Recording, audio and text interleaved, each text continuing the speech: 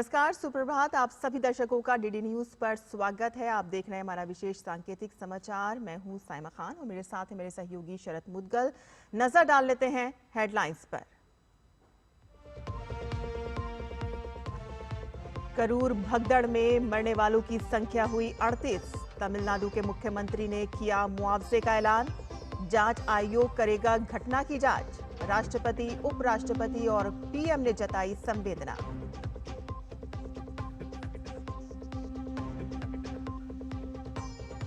विदेश मंत्री doctor S Jaishankar ने आतंकवाद से लड़ाई को बताया भारत की प्राथमिकता। यूएन महासभा में कहा कि हमारा एक पड़ोसी आतंकवाद का केंद्र, आतंकी ढांचों का खात्मा जरूरी।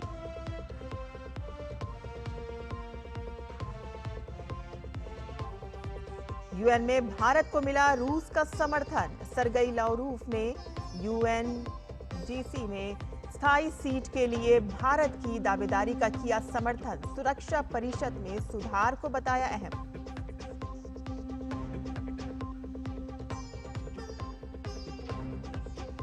मन की बात में आज सुबह 11 बजे पीएम मोदी देश विदेश के लोगों के साथ अपने विचार करेंगे साझा। आकाशवाणी और दूरदर्शन के समूचे नेटवर्क पर होगा प्रसारण।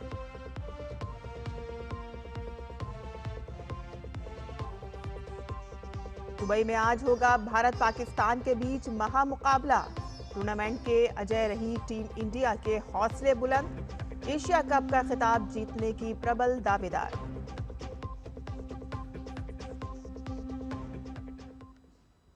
और अब समाचार विस्तार से। तमिलनाडु के करूर में राजनीतिक रैली में हुई भगदड़ में मरने वालों की संख्या बढ़कर 38 हो गई है। 50 से अधिक लोगों का राज्य के विभिन्न अस्पतालों में इलाज चल रहा है। और इस बीच तमिलनाडु के मुख्यमंत्री एम.के. स्टालिन ने मृतकों के परिवारों को 10-10 लाख रुपए की अनुग्रह राशि देने की घोषणा की। गंभीर रूप से घायल लोगों को मुख्यमंत्री राहत कोष से 1-1 लाख रुपए दिए जाएंगे। राज्य सरकार ने घटना की जांच के लिए पूर्व न्यायमूर्ति अरुणा जदीसन की नेतृत्व में एक सदस्यीय आयोग का गठन किया है। और इस बीच केंद्र ने राज्य सरकार से इस घटना की रिपोर्ट मांगी है। ये घटना तमिलनाडु वैत्री कजगम के संस्थापक और अभिनेता विजय के रोड शो के दौरान हुई। रोड शो शाम लगभग 3 बजे से शुरू हुआ और इसमें हर उम्र के लोग उमड़े थे।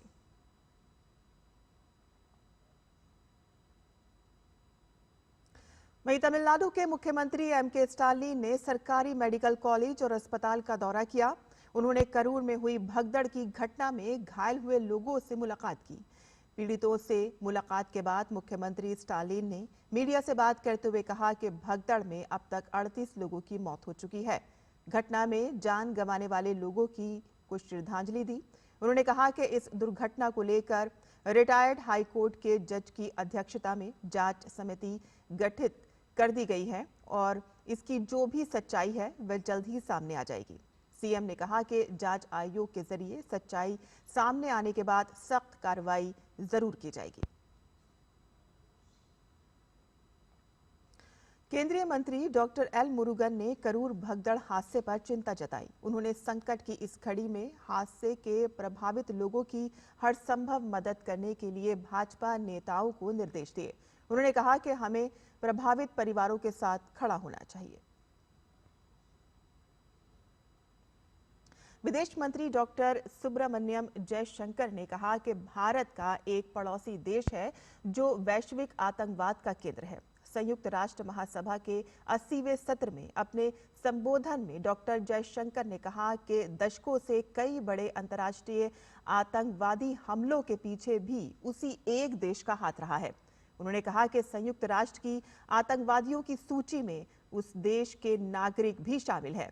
उन्होंने इस वर्ष अप्रैल में पहलगाम आतंकी हमले का भी जिक्र किया। विदेश मंत्री ने कहा कि पूरे विश्व के लिए आतंकवाद एक साझा खतरा है और ये आवश्यक है कि इसके लिए और अधिक अंतर्राष्ट्रीय सहयोग प्राप्त हो। उन्होंने परिषद की स्थायी और अस्थायी दोनों सदस्यता के विस्तार का आह्वान किया। उन्होंने कहा कि एक सुधारित परिषद को वास्तव में प्रतिनिधित्व पूर्ण होना चाहिए और भारत बड़ी जिम्मेदारियां उठाने के लिए तैयार है। डॉक्टर जयशंकर ने कहा कि दुनिया अब टैरिफ में अस्थिरता और अनिश्चितता बाजार पहुंच देख रही है।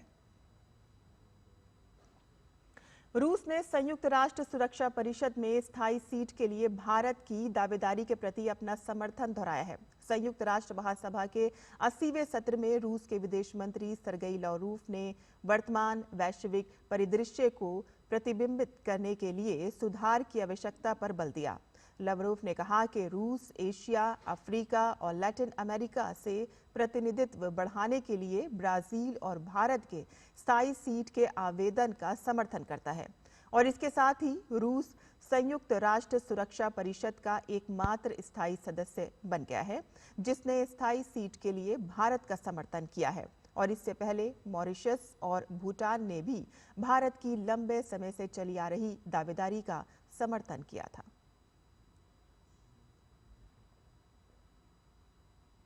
और उत्तर प्रदेश के बरेली में शुक्रवार को भड़के बवाल के बाद स्थिति काबू में है। पुलिस प्रशासन ने एहतियात के तौर पर बरेली में 48 घंटे के लिए इंटरनेट सेवाएं बंद की हैं। इंटरनेट सेवा को 27 सितंबर की रात 12:30 बजे से 29 सितंबर की रात 12:30 बजे तक निलंबित किया गया है।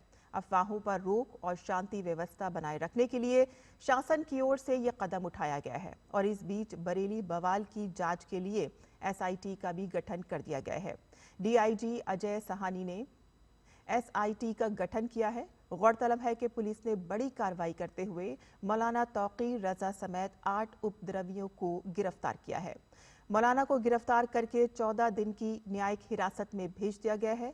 पुलिस बड़ी संख्या में लोगों को हिरासत में लेकर पूछताछ कर रही है ताकि घटना के पीछे की साजिश का खुलासा हो सके।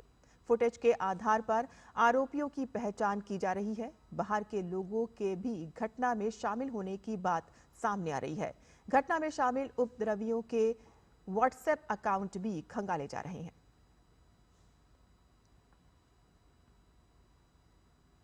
लद्दाख में हुई हिंसक घटनाओं के बाद स्थिति सामान्य हो रही है। शनिवार को कर्फ्यू में ढील दिए जाने के बाद लेह के लोगों को बहुत राहत मिली। लोग जरूरी सामान खरीदने के लिए दुकानों के बाहर कतारों में खड़े दिखे और इस बीच पुलिस और अर्धसैनिक बल ने अपनी गश्त तेज कर दी। उपराज्यपाल कविंदर गुप्ता ने उच्च स्तरीय बैठक कर स्थिति की समीक्षा की तो वहीं सेना के उत्तरी कमान के जनरल लेफ्टिनेंट जनरल प्रतीक शर्मा ने उपराज्यपाल कविंदर गुप्ता से मुलाकात कर लेह की मौजूदा स्थिति पर चर्चा की। लद्दाख को छठी अनुसूची में शामिल करने, राज्य का दर्जा देने की मांग को लेकर बीते 24 सितंबर को लेह में भीषण हिंसा भड़क गई थी और जिसमें असामाजिक तत्वों के जरिए सुरक्षा बलों और सार्वजनिक स्थानों को निशाना बनाया गया था। एशिया कप 2025 अब अपने रोमांचक फाइनल मुकाबले पर पहुंच चुका है। आज भारत और पाकिस्तान के बीच फाइनल मुकाबला दुबई इंटरनेशनल स्टेडियम में खेला जाएगा। टीम इंडिया पूरे टूर्नामेंट में अब तक अजेय रही है। सूर्य कुमार यादव की कप्तानी में टीम ने दमदार बल्लेबाजी और गेंदबाजी दोनों से प्रभावित किया है। दूसरी ओर पाकिस्तान ने सुपर 4 में बांग्लादेश को हराकर फाइनल का टिकट पक्का किया था। हमारे विशेष सांकेतिक समाचार में बस इतना ही। मुझे और मेरे सहयोगी मुद्गल को अब अनुमति दें, लेकिन आप देखते रहिए डीडी न्यूज़। नमस्कार।